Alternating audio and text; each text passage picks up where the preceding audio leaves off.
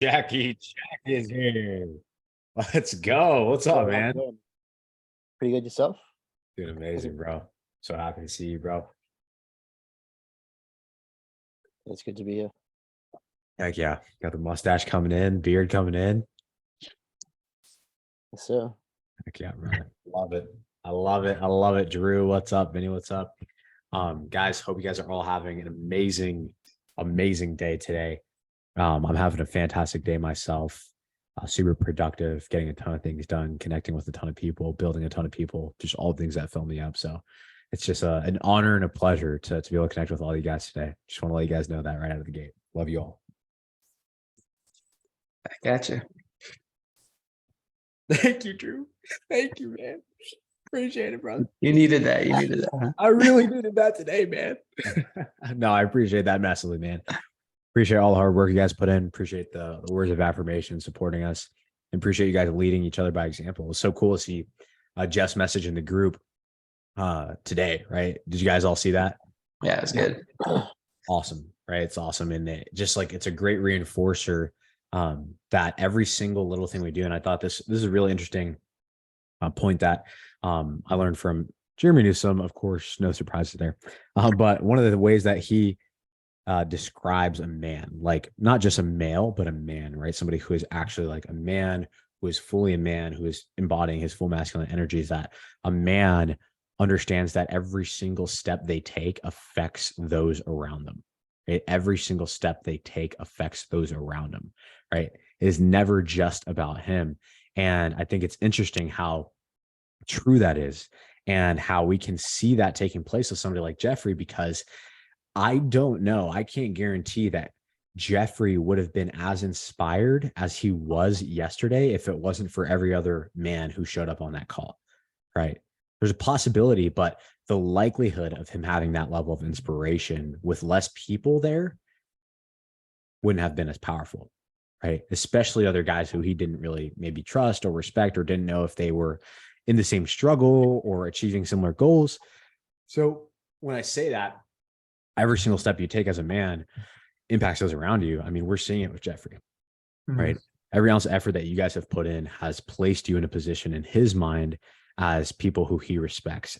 The task to schedule out that call yesterday and show up to that call yesterday when it's so easy not to, played a role in him being inspired enough to now go lead the other men in his life, right? And who knows? We don't even know those guys. Who knows what that's going to do for their own health, for their life, for their families, for their children, for their wives, right? So yeah, guys, thank you so much for always leading by example, for showing up, for doing the work. It does have an impact far beyond yourselves. But yeah, guys, let's start today's training tactics call off with biggest wins from the week, and then we'll get into the actual training. So again, let's start writing these things down, and I'm going to put 2 minutes on the clock, and let's do it.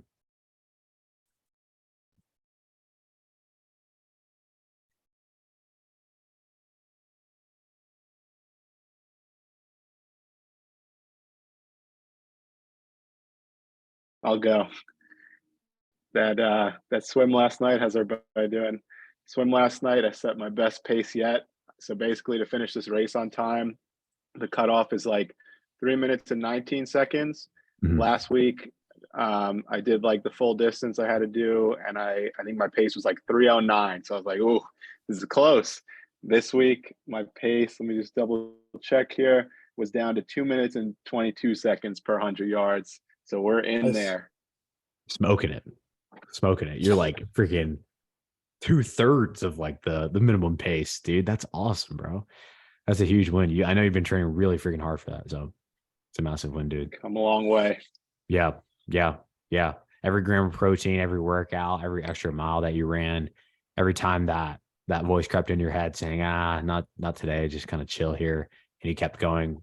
I mean, it's paying off tangibly with the freaking 2:20 per 100-meter pace. Insane. Like mine's probably 5 minutes per 100 meters or something like that. But, Give yourself some credit, Gabe. yeah, no, that's true, man. I saw it. Yeah, you did see it. I was freaking jumped in the ocean and Jeremy challenges us to swim around the boat. I'm like, yeah, I can do that. Totally. Obviously. I almost died on that freaking swim. You did great. He tried to give me instructions on how, like, swimming for him. I'm like, oh, dude, I'm gonna die. I need to get out of here. So The big boat. big boat when you're swimming around it, huge. But yeah, dude, that's awesome. Congratulations, great win.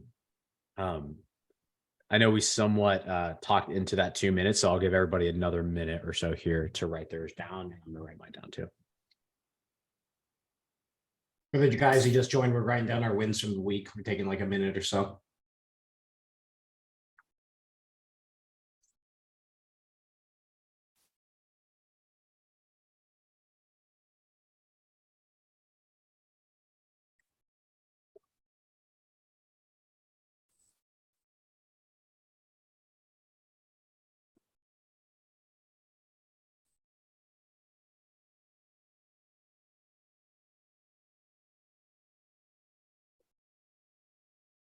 Gabe, sir, I'm in work, so I won't really be able to talk, but my win real quick is I was sick as a dog for the last week and a half.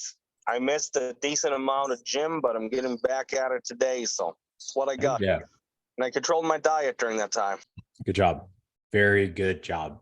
Very good job, dude. That is that's when you know that it's truly part of your identity, when you encounter like what is definitely an obstacle roadblock to most people and you immediately default back to it, right? Like the day you felt better, we're back on the grind. And even through the days where you could have done whatever you wanted because you were sick and in a terrible physical state, emotional state, whatever, you still control your diet. That's huge, man. Great freaking work, Judah. That's a massive win. Love that. Cool. All right, guys. That is our minute. Let's go around the room. Jack, kick us off, man. All right, so my win is pretty much over my injury. So I kind of injured my right knee in Nashville, so it's pretty much all done. And so today's itinerary is just like obviously got up. It's about 6 a.m. right now, so I've been up for about an hour, and then knock out 5 hours of work, and then off to do my like first leg day in a while. So yeah, Huge win, bro. Huge win. Injuries are so tough because like we talk so much about, mind over matter, and how it's all mindset. But it's really hard to overcome like structural damage to your body with your mind, right? The mindset more comes into play in like, do you have the dedication to rehab it and stay on track while you're not able to train as hard and get back and keep pushing? But just the fact that you're able to get to the point where you're still coming to the gym after an injury, that's huge, man. Really great win, bro. I'm excited for you. thank you. I think, yeah, you're gonna be grateful for the bottom of those squats, a little bit more grateful that you've been. Yeah. Huh? Yeah. Heck yeah, man. Have you ever suffered a major injury before? I mean, like I had some of the back problems before, but no, not really. Okay, cool. Yeah, dude, just gives you that sense of gratitude for your body and what it's capable of, right? And really just reminds you how important it is to use your body. Yeah. Shoot, man. Love it, dude. Love it. We can talk about that a little bit today too, if you want. Drew, what about you, bro? Biggest win from this past week? Yeah. Sorry again, Jack. I think I was on your back when you hurt your knees. So, All good. Got him. yeah. So, a new low weigh-in. Yeah, I was after you get back from the trip. I know you maintained. I jumped up about 5 pounds actually. Mhm. So yeah, I took it in stride though and realized, okay, that's fine. Yeah, I'm gonna get back. And since then, the weight kind of dropped off like really fast. And I came back. It was like 253, and I weighed in today at like 237. So it's like, Wow. yeah, I don't know what happened, but yeah, I didn't change anything else. I was actually still in Chicago, so I went out to eat a couple times with friends before I came back to Arizona, and Mhm. yeah, so cracked the 85-pound mark. Dude, let's go. Yeah, so that was cool. And then kind of more on a personal note, with, as you know, Gabe, my brother and all that. So he had texted me this morning that he's always been fit. He was a step below the Olympics as a gymnast growing up and stuff like that. So he's not like in bad shape whatsoever, but kind of around his mindset, he just joined a gym. He's like texting me, asking like, what supplements I'm taking. And he's like really getting into this and kind of working on himself mentally. And Yeah. also we had a good conversation last night about, making some more intentional time with his kids. Cause he's really involved with like softball. He coaches softball, he coaches soccer, he does all this stuff every night, but trying to give him ideas about time to spend that's not related to sports. So yeah, I think we've been having, again, kind of continuing those good conversations and with everything he's going through and being separated from him. So it's good. Dude, that's big. That's Yeah. big. That's really big. That's I was already taken back by your amazing 14 pounds of weight loss. Yeah, it's crazy. Something like that last week, which is amazing. And like it's so funny. I don't think that's of any other reason that, like, I think on vacation too, it is very easy to gain lots of water weight just due to eating out more, right? Things just happen to have more of that water retention kind of aspect. So it's possible that you lost fat through that process, but just had so much water weight, and obviously, kind of a big part of it. Also, Yeah, great that's what I'm stuff, bro. thinking too. Yeah, totally possible that you lost fat, right? And then, dude, like with your brother, that's huge because I know it's something you've been working on and something we talked about yesterday. Where we have this kind of obligation now to pour into the other men in our lives, and how when we do that, that's going to sharpen us, that's going to build our circle. Can you remind me, is your brother older or younger? He's older, 4 years older. 4 years older, dude. Yeah. So getting that from his little brother is probably like very impressive in his mind, right? Yeah, it's cool. It's a good conversation. Very cool. Wow, man. Yeah, he probably has some just proudness in you. I don't know if he's expressed that or not, but he's probably just impressed by his little bro, like being so forward thinking and being so open-minded, and being the type of person who can lead him now, right? Yeah, I've been getting some comments like that, so that's good to hear as well. Dude, that's awesome. That's awesome, bro. Appreciate you living that out. Appreciate you using the work that you've done to impact other men, especially men in your family. Like when we talk about changing generations, like it does start with us. It starts with the men in the family, right? Mhm. I don't believe, some people will argue on if men are the leaders in relationships or if they are not. And I think that's actually the wrong question. I think that men are by default the leaders of relationships, but we just get to decide if that's a good form of leadership or not. But everybody defaults to the standards that we set. So you setting that standard, having a huge impact on your brother, that's the type of thing that's going to change your nieces and nephews' lives. That's the type of thing that's going to change the Hartman legacy. Yeah. In a real, very real way, right? Yeah, good stuff. Awesome stuff. Yeah. There's this family that I'm pretty close to here in Orlando that I won't share names just for anonymity's sake, but they are worth $6 billion is the family's net worth. They're founders of one of the biggest companies in the world. And I noticed that anytime I'm around this family, they all of them think very differently than the average person. They have different conversations than the average person, right? Drew, we definitely picked up on this on being on that boat with all those high net worth individuals. Like they think differently, they speak differently, everything is different. And if there's one thing I learned is that in those very high net worth families, in those very successful lineages, in those dynasties of families of powerful people, there's always a different way of thinking that is led by someone at some point, right? And so, that's not me saying that, your great grandkids are going to be a $6 billion family, but you are absolutely starting a cascade of the people who come after you focusing on building themselves, right? Focusing on being disciplined, focusing on reaching their goals. So that's definitely going to carry some weight somewhere. Yeah. Nice. Heck yes, bro. Heck yes. Love it, dude. Love it. Love it. Love it. Jeffrey, what's up, man? Appreciate you joining us. Yeah, good to see you guys. You too, man. You too. We saw already the announcement that you mentioned to us in the chat. That was awesome. We were talking about that before, just how epic it was that you're actually, taking what we discussed and putting it into action, right? And talking about the ripple effect that was going to have. Do you consider that to be your biggest win over this last week? Yeah, I think it's pretty good. Yeah. And it kind of followed from the talk we had yesterday, in that I got thinking about the men I do have in my life who, we've pushed each other, and I haven't talked to in a while. So I just reached out to those guys and or one or two of those guys, and yeah, I just got caught up. But yeah, I think it is a big win to just reach out and, you know,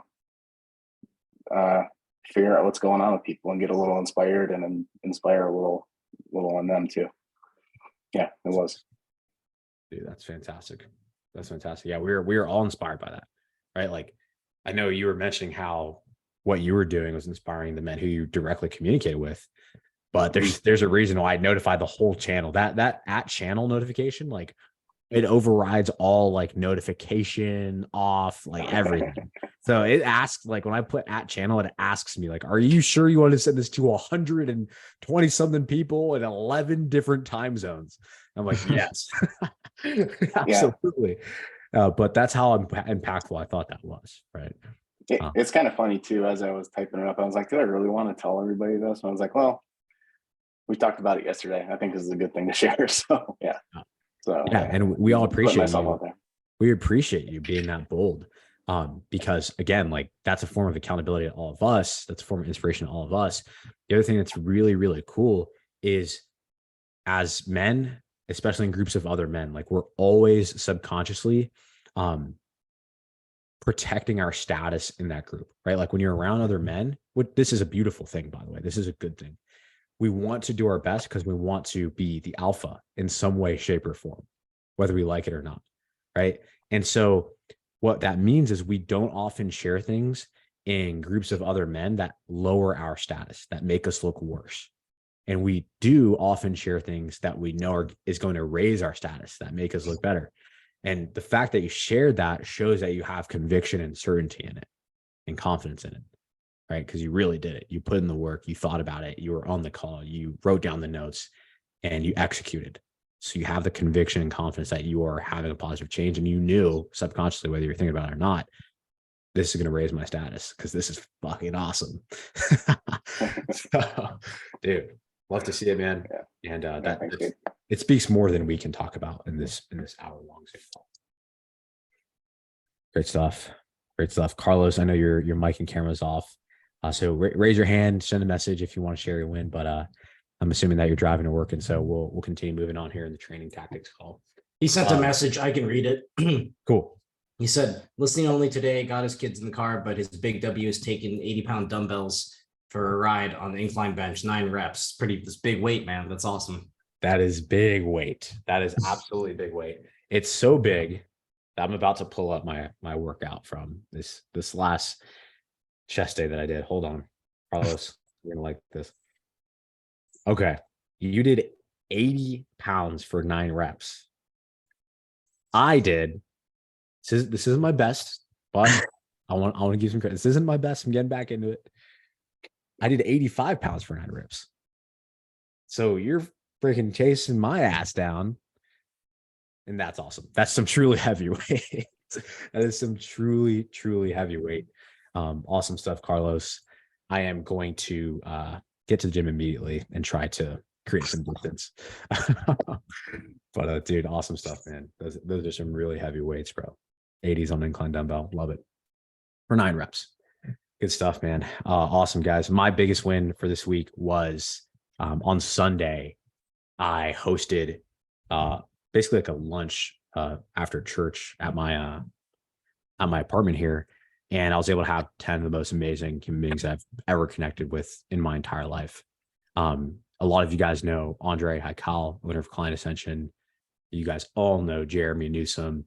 I was able to have them over my place for coffee in the morning. Jeremy and Andre went to church with Joey and I. That was an amazing experience in itself. And then having him, Jeremy's business partner, Matt DeLong, who you met, Drew, Callie DeLong, his daughter, who you met, Andre's business partner, a bunch of other amazing, amazing people, including my little brother, just had them all over, catered this authentic Puerto Rican cuisine. No horse meat. That joke was made, true. But this authentic Puerto Rican cuisine, and it was super simple, right? Like, all I did was just order food and invite people over to my house. That was it. And I just had a little bit of intentionality, like a very tiny bit of intentionality. When they all got there, before we just dug into the food, I kind of circled everybody up and I said, guys, goal of this afternoon is just to be able to connect with each other and love on each other and have a great time. And I said a prayer over everybody before we ate. And that was single-handedly one of the most impactful days of my life and the life of so many other people who were there. And it just felt so good to be able to facilitate that environment and get people connected and hear the conversations of people pouring into each other on the corner of my couch. That was super fulfilling. So yeah, biggest win for me in a while, and not just this past week. What about you, Jacob? Oh, geez, it's been most of my wins haven't been really exercise based. Really, it's mostly just been take care of business around the house, like finding my flow, mowing the lawn. You know, it's when you buy a house, you figure out your responsibilities like triple and such, and so that's kind of how it's been for me. But yeah, it's been I think one thing I've been working on is being present with my family, specifically my wife and daughter. And so one thing I did, I don't know if it's a win, I took like all my work. I left the default King Slack on my phone, but I took like all my day job stuff off my phone because I was finding I would just like instinctually like refresh my emails and such and crap like that, like at 8 o'clock at night. It's just so pointless and it was affecting my mindset. So I took those off like a week ago, and it's I've been a lot more present at home with my family, so it's been good. That's awesome, bro. Yeah, that's awesome. I love that. How have you seen that impact either your own mindset and your attitude, or maybe even your family? I think my wife is happier because I'm not looking at my phone as much. But Yeah. no, I just find that I work in a startup and it's pretty stressful and high paced, and it's easy to to think about work 24/7. And so I found like not having that stuff on my phone allows me to like actually relax and be like in a good mood when I'm trying to be with my family and such, Yeah. and especially with baby, she's growing up so fast. So That's huge, bro. That's huge. I'm like, shoot, I wonder if the DK team feels like that. They probably do. probably not. It's my work's like crazy right now, but it's good to have the capability to disconnect. So Mhm. That requires a lot of discipline, dude. Yeah. It's definitely something that I've dealt with too. Just on the business, right? Like I'm getting Slack messages literally anytime. And it does take a lot to sometimes literally sitting there doing nothing at the end of the day. Yep. And get the Slack message and still like intentionally not put energy and attention towards it at 9 o'clock at night. Yeah. Right. Sometimes, of course, fire in business, got to put it out, got to answer a question for somebody urgently, obviously done, taken care of. By the way, guys, if you're ever dying or you ever need someone to talk to, really just make it very clear and you will get the attention that you need. Like if you need a life-changing conversation, don't send a blank voice message. No, just thing in there, right? I'll get to it. But if you need to talk, say, I need to talk now. You will get spoken with. You will get taken care of. We are all here for you. But end of the night, see that message. It's not even about like necessarily, oh, I'm not doing anything. It's about just guarding your energy, guarding your attention, so you have more to put out into other people when the time, calls for it. So that's a huge win, man. And we're happy for you. And dude, I'm proud of you for setting that example for everybody else here, because I think we all need that sometimes. Heck yeah, myself included, as I plan on working till 9:30 p.m. tonight. But yeah, guys, awesome stuff. Want to open up the floor for training tactics Q&A. I do have one small subject I want to talk about today based on a hilarious compliment that I received. But want to open it up for training tactics Q&A. Whether you have specific questions from this past week, or you're even just wondering how you're executing something, if it's being done properly, or any principle of training whatsoever. So we can initiate that right now. You can shoot your questions in the chat. You can ask them out loud. If you have any subject you want to talk about or you're wondering about, now's the time. So I have a question about like tricep push downs.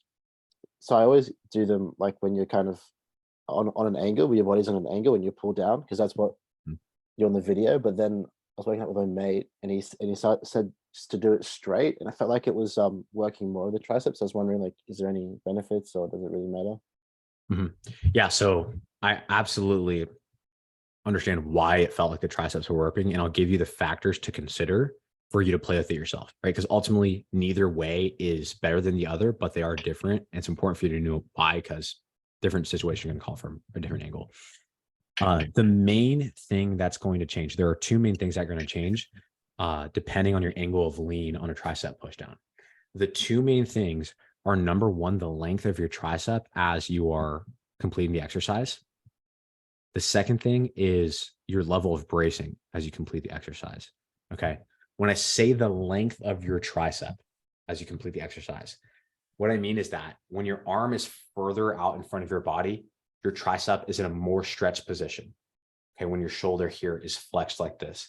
The reason why is because, more stretched. The reason why is because the long head of the tricep actually attaches back here behind the arm.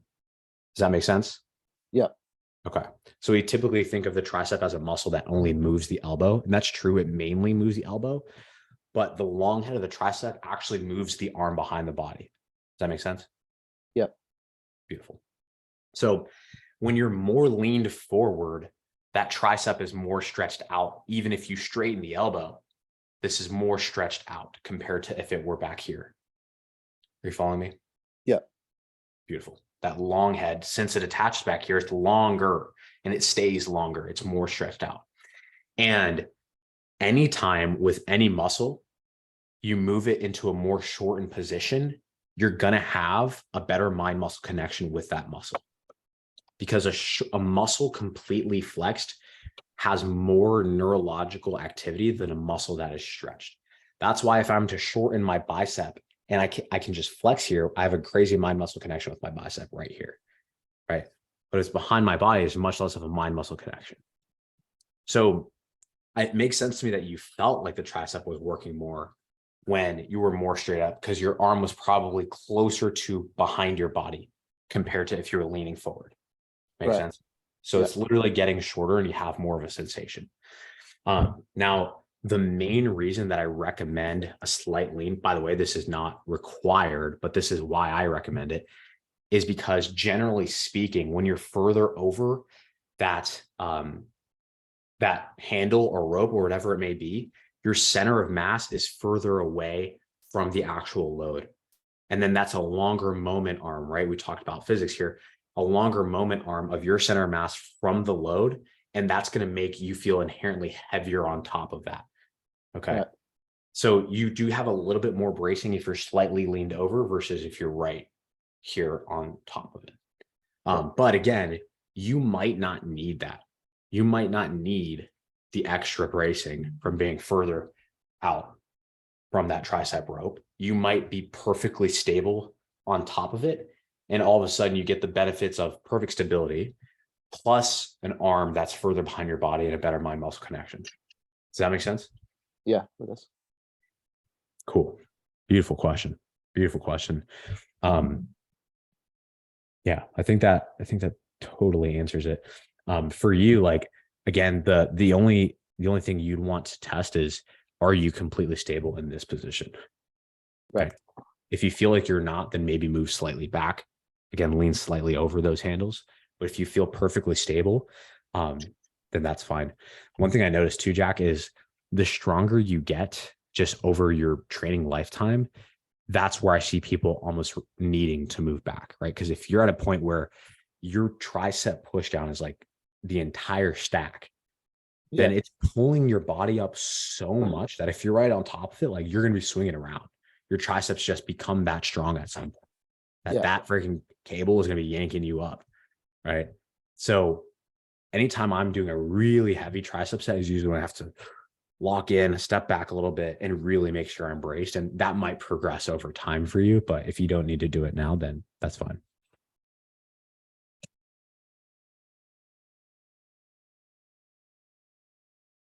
Great question.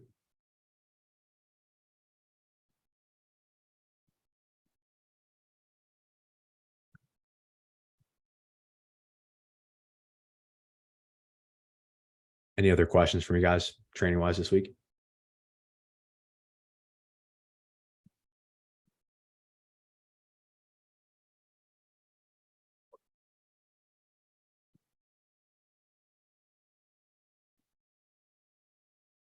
Cool. Awesome. Beautiful. Beautiful. Beautiful. So what I wanted to talk to you guys about this week stems from a hilarious voice message I received from somebody on the boat. So, Drew, you know this person. Somebody on the boat sent me a voice message, and we were talking just about some of the experiences and just connecting. And this person said to me, Gabe, you know, when I first saw you on the first night that we were on that ship, where we didn't talk, I didn't talk to this person until like the second day or halfway through the second day or something. And she says, I saw the back of your shirt, and all I can think was, whose neck is that? Whose neck is that? Commenting on, apparently I have a wide neck. That's what they say. So I do think, just comparatively, see you, Jack. I think that's something that's definitely true. And more importantly, when I look at pictures of myself from about a year prior, the width of my neck is definitely very, very different. And it does definitely affect your silhouette. It affects the way that shirts fit. It affects the way that shirts lay on your body. And it affects kind of just your masculine presence, right? Just that initial scan that people take of the shape of your body, it is drastically affected by the thickness of your neck. And I posted this picture also on Twitter today, just a selfie after jiu-jitsu. Somebody actually asked me, like, Gabe, do you train your neck? And I've heard that question quite a bit. And I think that neck training is something that's definitely becoming more popular. Over the last few years, there's all these devices coming out, right? With people attaching like headsets and clipping that headset to a cable machine and doing these neck flexions side to side or up and down, whatever it may be. And I wanted to just discuss neck training in general at a high level, just for you guys to consider this. So what I told this person was, the only neck training I do personally is deadlifts and jiu-jitsu. The reason I say deadlifts as neck training is because oftentimes what creates the appearance of a thicker neck is larger traps that just rise higher, because there's literally less space between your skull and clavicle. And so everything looks somewhat smushed and widened in a good way. That was a weird way to describe a good looking neck, smushed and widened. Anyway, but in my own personal training, I've never directly done neck training exercises, but I've constantly done exercises that build the mass of my traps, deadlifts, heavy squats, things like that. The other thing I'll say is that my neck significantly progressed when I did start training jiu-jitsu. Okay. Now, this is not to say that jiu-jitsu is the only way to train your neck at all. Just have people cranking on it all the time, multiple times a week for multiple hours. But it is to say that I do think there is validity to directly training your neck, to having there be resistance on your neck while your neck moves through a certain range of motion, which doesn't happen often in the gym, right? And so this is just something to consider overall as you guys continue to progress and specialize in your physical goals, in your strength goals, in your aesthetic goals. I definitely don't think that your neck is the highest ROI muscle group to be focused on in terms of your overall physique development. We probably want to make sure we focus on chest, back, shoulders, arms, abs, legs first, before we get into the weeds of things like your neck or your forearms, right? And those much smaller muscle groups that tend to have a slightly less significant impact on how you appear to people. But it is something to consider, again, as you become more advanced and as you specialize, right? Is considering, do I want to implement some kind of neck training just to have that wider look, especially in t-shirts up top, where people look at you and think like, what the hell difficult activities did that guy do with that thick neck? Broader discussion here is that there are certain muscle groups in your body that you can focus on specializing more in as you progress and become more advanced and develop a more just kind of balanced foundation of your physique, right? If you're at a point where you have noticed massively significant progress in the major large muscle groups, right? Let's just say biceps, triceps, shoulders, chest, back, and legs, right? There could be benefit to you prioritizing maybe a smaller muscle group, such as your rear delts, right? That's one that comes up commonly for people, where you might not think about it, but having a rear delt that's, just a half of a millimeter larger can have a massively different look to your physique, right? So it's important to consider those things as you become more advanced, because you can specialize in those things where instead of just a back day, you start maybe your back days with a reverse pec deck now, and you prioritize your rear delts. Or instead of doing one rear delt exercise, you add in two, and you see your rear delts pop up and you've never seen them before. And all of a sudden, all your t-shirts fit differently, right? Just from slightly prioritizing that one small muscle group. Forearms is another one that comes up commonly. Another one that I am very proudly that I boast in terms of one of my strong points is my forearms. And it's not one of the things that's going to make or break you looking fit or not, but definitely when people see striated forearms popping out of a shirt sleeve, it's that inherent like, oh, like why are your forearms like that? What do you do that's so significantly difficult that your forearms are twice the size as mine, right? It's just one of those things. So those are things to consider as you guys continue progressing and become more advanced in your training career. Like, are there specific muscle groups that I want to specialize in that aren't necessarily the big ones, but could add that new element to my silhouette, that new element to my presence, that could have that, that guy's different factor, where now you're not just another fit dude, but you're a fit dude who has some other level of respect compared to everybody else in the gym, right? Does that kind of make sense, guys? Beautiful, beautiful, beautiful. You guys have any questions about training some of those smaller muscle groups, rear delts, your neck, your forearms? Jacob, do you have any other small kind of niche specific muscle groups that come to mind that sometimes people focus on? Or are those kind of the big three? No, I think about like training your back a lot as well, like doing things like Jefferson curls, back extensions and such. Like, I think a lot of people have this a lot of coaches too have this misnomer that like any kind of backgrounding is going to lead to injury. It's completely false. If you look at some of the best athletes in the world, there's always some degree of backgrounding. Every time you do a heavy back squat, your thoracic and lumbar is rounding to a degree. And where people get get injured is where they just load movements too fast and they're not conditioned, or they're not strong enough, right? Or they're not allocating proper rest. But I've been competing in strength sports for a long time, and I've coached hundreds of athletes, and I've never seen someone get injured because of a movement. They usually get injured because they're not managing load and stress well enough, right? Like, I'm sure Vinny's experiencing this firsthand. He can't train at 100% every single week getting ready for an Ironman, right? Like, that's just crazy. If he's, if he's doing those exact distances on a weekly basis, he's going to burn out. He's not going to be able to recover enough.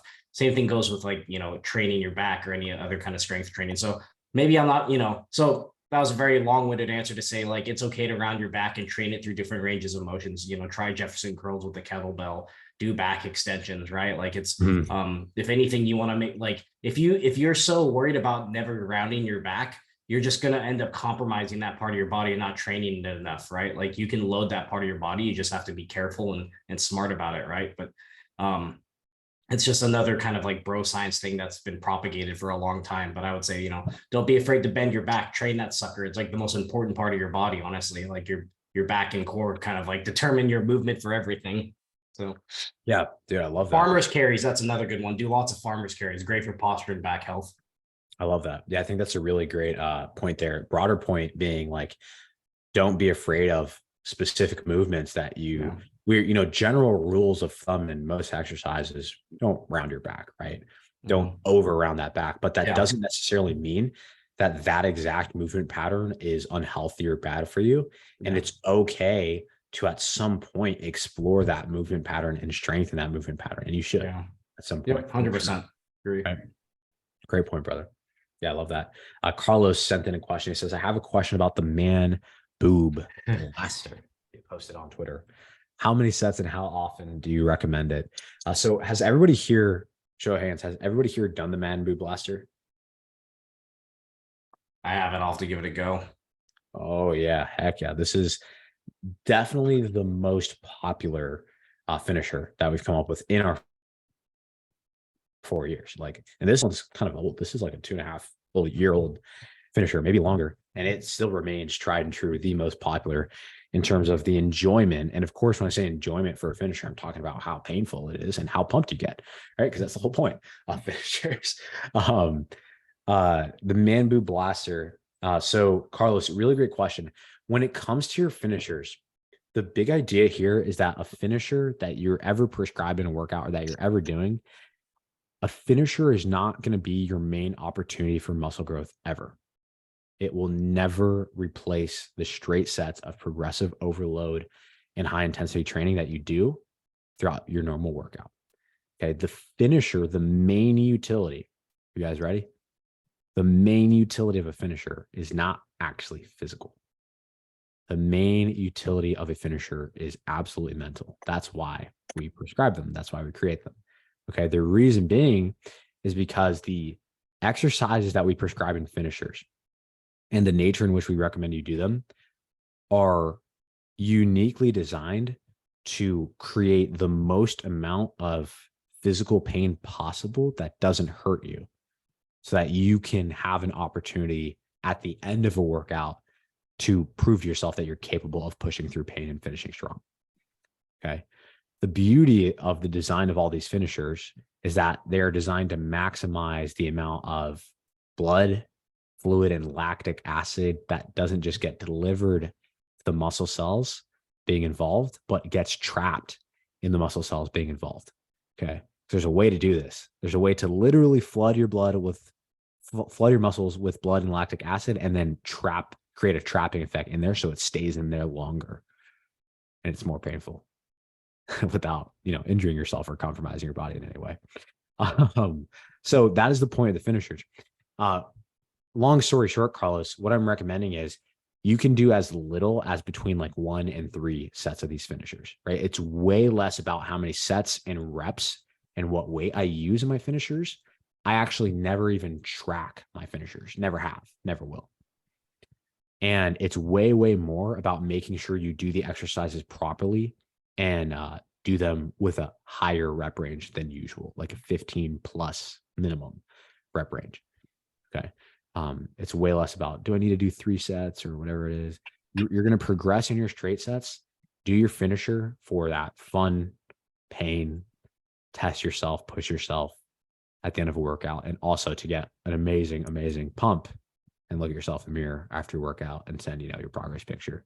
And, don't tell anyone that you're, pumped in your progress picture, of course not. But that's a main reason for the finishers. It doesn't really matter if you're doing between like 1 and 3. What I will say is if you're doing more than 3 sets of a well-designed finisher, that raises questions to the effectiveness and intensity of your straight sets of your workout, because the finisher is designed again to be uniquely fatiguing. That's the point. It's literally engineered to be as fatiguing as humanly possible. So if you're able to do a lot of it, I'm asking questions as to why you still have that amount of energy or capability left after your straight sets, right? Like if somebody told me I did 500 push-ups at the end of my chest workout, I'm like, what kind of chest workout did you do? Literally, what kind of chest workout did you do? Did you hit the bar for 5 reps 5 times? Like, what are you doing that you're capable of 500 push-ups after a workout? That sounds insane to me. I can if I do a full chest workout myself, I can definitely do a few push-ups, but not many, right? I don't think I can do 100 push-ups after a normal chest workout. But yeah, those are things to consider. There's a different goal, so it doesn't matter as much on if you're doing somewhere between 1 and 3. If you're capable of doing more than 3, ask yourself, are you really training hard through your normal workouts? Hopefully that answers your question. Does anybody else have a question about finishers or what makes them effective? Awesome, Carlos, brother. Glad that answers. Or any other finishers that you guys do.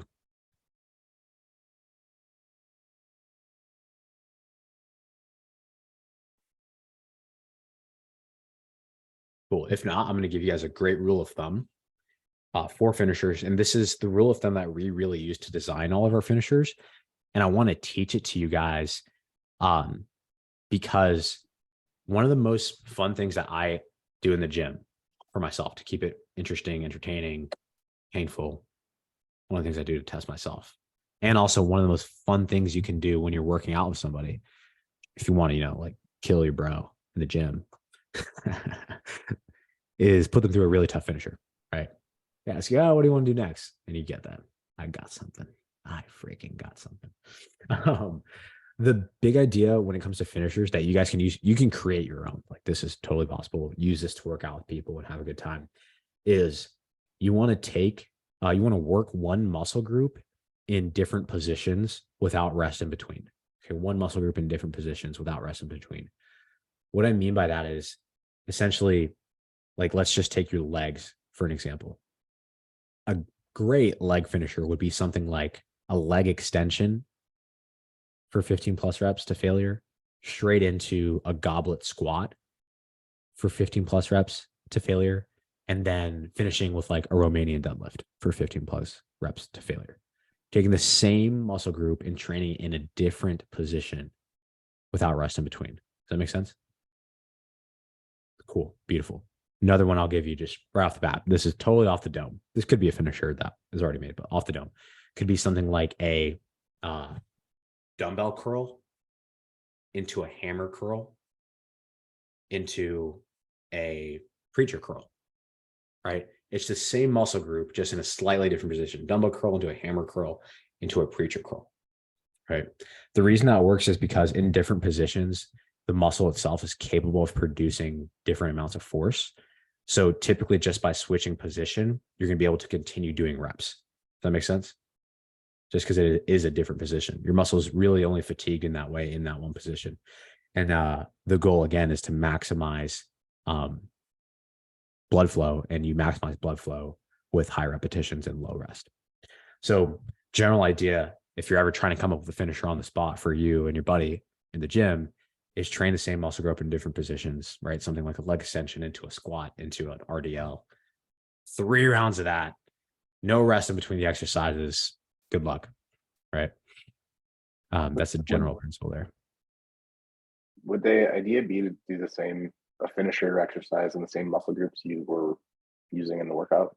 Absolutely. Okay. Yeah, Okay. absolutely. Okay. Yeah. It's definitely something to keep, like, absolutely with muscles that you train, because the finishers are going to be super intense.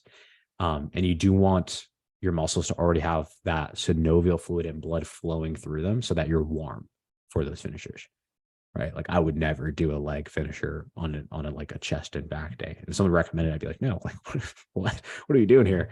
Right. So yeah, absolutely same muscle groups that you just trained.